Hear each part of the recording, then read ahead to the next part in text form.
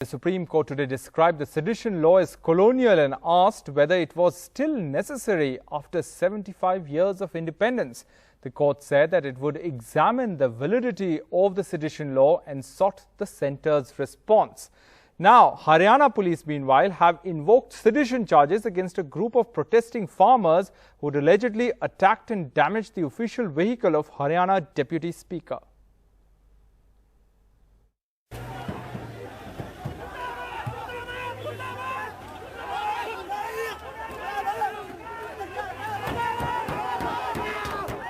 "100 farmers booked for sedition for allegedly attacking the car of the Haryana Deputy Speaker.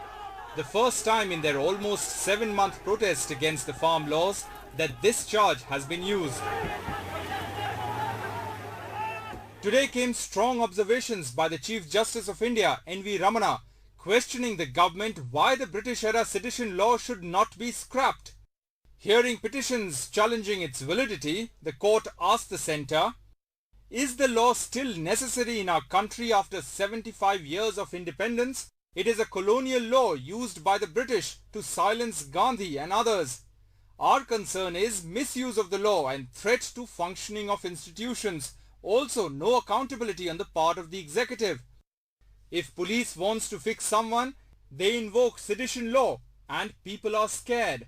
Chief Justice asked the government's top lawyer, "Government is repealing a number of old laws. Why is the government not looking into this law?" The Chief Justice said, "Instead of cutting wood, the carpenter is cutting the forest itself. That's the effect of this law." The Attorney General replied, "The law need not be struck down. Only some guidelines be set out so that the section meets its legal purpose."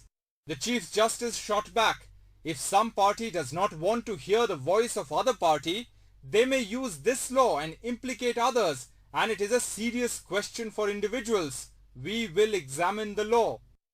The Honorable Supreme Court's agreeing to examine the sedition law today is heartening, certainly to me as petitioner, but also to others who value democratic dissent and fundamental rights guaranteed by the Constitution. Sedition is a legal relic from times of colonial rule, has been removed from the British statute book, and deserves to be struck down for our republic.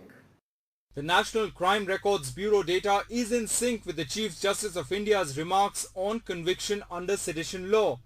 The number of sedition cases have increased by over 160% from 2016 to 2019, but the rate of conviction dropped to 3.3% in 2019 from 33.3% in 2016. Among those recently charged with sedition include filmmakers, a student activist, MP Shashi Tharoor, journalist Rajdeep Sardesai, Mrinal Pandey, Vinod Dua and Siddique Kappan, who's been in UP jail for over 9 months with no bail or trial in sight. Few other petitions filed by journalists challenging the sedition law are pending before a different bench. Now, all these petitions will be heard by the Chief Justice bench soon. Chief Justice's strong observations is a message to the government that this law is not needed anymore. In New Delhi, Arunachalam Vaidyanathan, NDTV.